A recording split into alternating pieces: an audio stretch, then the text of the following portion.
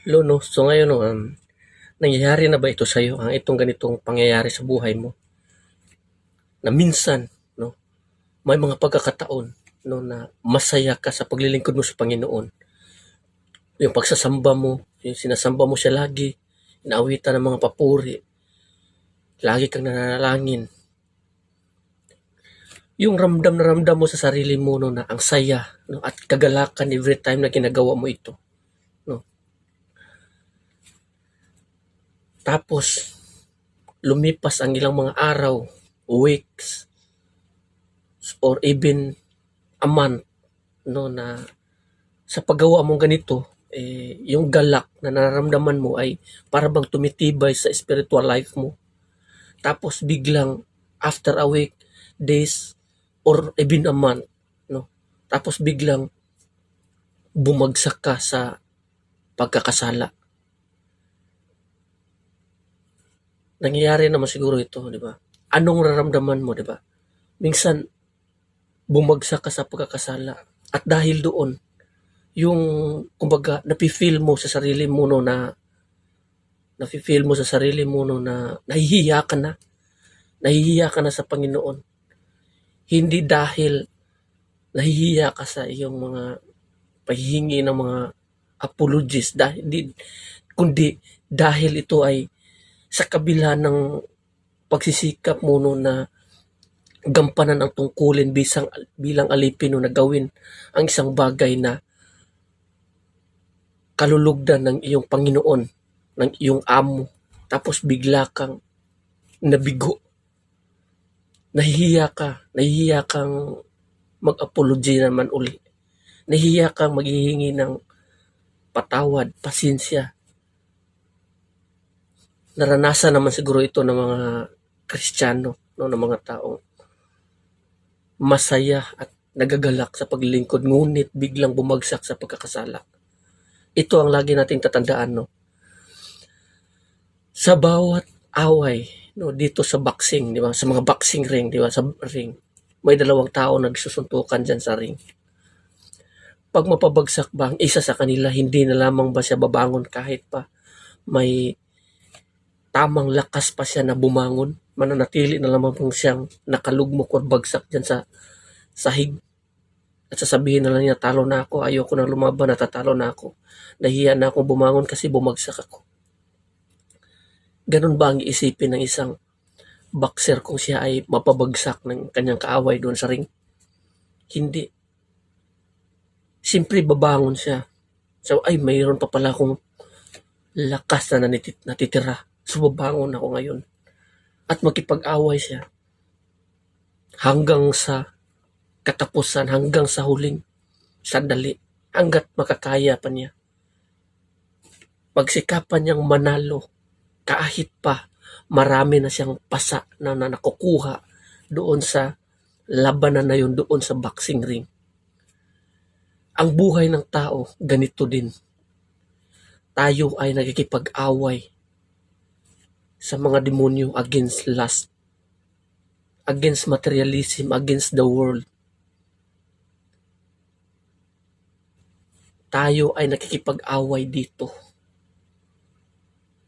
Nagagalak tayong naglilingkod sa ating Panginoon, pero ngunit minsan tayo ay napabagsak ng ating kaaway dahil sa paggawa natin ng kasalanan no na hindi natin napigilan yung sarili o hindi natin namalayan na tayo ay nagkakasala. Nahihiya tayo sa ating Panginoon, pero as long as ang Diyos nagbibigay pa sa iyo ng isa pang pagkakataon to rise, gaya ng kanyang sinabi doon sa mga Israelita sa panahon ni Moises, get up and keep on moving. Bumangon ka at mabante ka uli. Lumaban ka muli. Ang Diyos ay siyang gagabay sa atin. Huwag mong tingnan ang kasalanan o huwag kang magpupokus sa kasalanan. Kasi kung ganyan ang gagawin mo, hindi ka na makakabalik uli sa Panginoon. Kasi sa likod ng kasalanan or ang kapangyarihan ni Satanas ay ang kasalanan. Kung doon ka nakatuon at doon ka nakapokus, madi-discourage ka at hindi mo na kaya pang ipagpatuloy muli ang laban. Ngunit kung ikaw, ituon mo ang iyong buong atensyon, isip at puso doon sa Panginoon, there's an opportunity in a chance to repent. Bangon kang muli, kalimutan mo ang mga nagdaan, isipin mo ang bagong buhay or chance na muli kang susunod, muli kang mamumuhay sa kalooban ng Diyos. Bumangon ka. No? So maraming mga taong naka-experience ng mga ganitong bagay. We are fighting against the devil, the demon itself.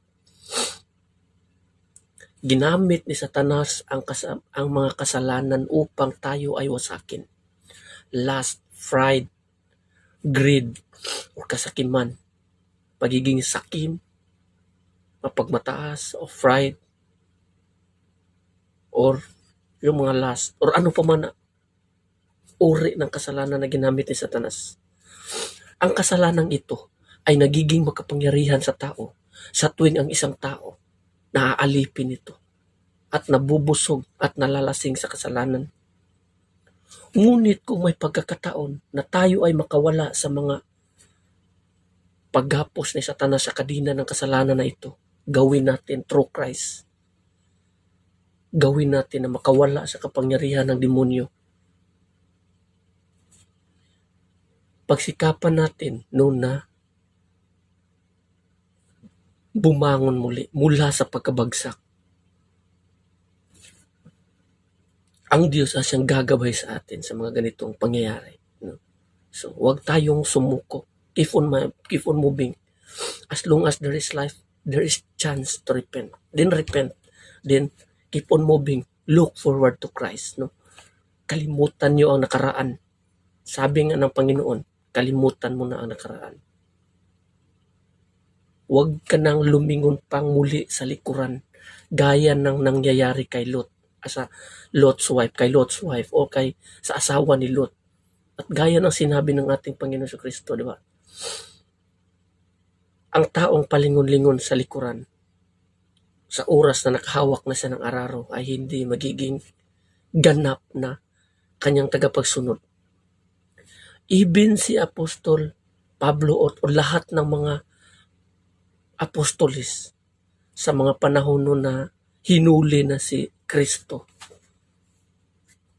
ng mga ng mga makasalanan sa mga inutusan ng mga pangulong pari noong panahon. Lahat ng mga apostolis tumalikod, iniwan si Kristo.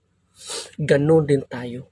Ngunit bumalik sila at babalik din tayo and keep on fighting against sin. No? So huwag tayong mawawalan ng pag-asa kasi as long as andito ang ating Panginoon, repent and accept that we are a sinner. Then keep on moving to Christ. Focus your eyes, focus your heart. Kalimutan mo nakaraan, isipin mo na walang nangyayari doon. At focus ka uli. Huwag kang mag-focus doon sa kasalanan. Huwag mong tignan uli ang kasalanan. Kasi ang ibibigay sa iyo ng kasalanan, discouragement. At ipahinto ka dyan sa iyong ginagawa. Ay, nakasala ako. Ayoko na, hindi ako ganap, hindi ako karapat dapat sa Panginoon. No. Focus on Christ. Focus on God's grace through Christ. Namatay si Kristo sa ating kasalanan upang tayo ay tubusin dahil sa ating pagkakasala. Namatay si Kristo sa krus. Ang kanyang dugo, ang siyang naglinis sa atin, bangon uli. No? So, hanggang dito na lang. Maraming salamat and God bless everyone.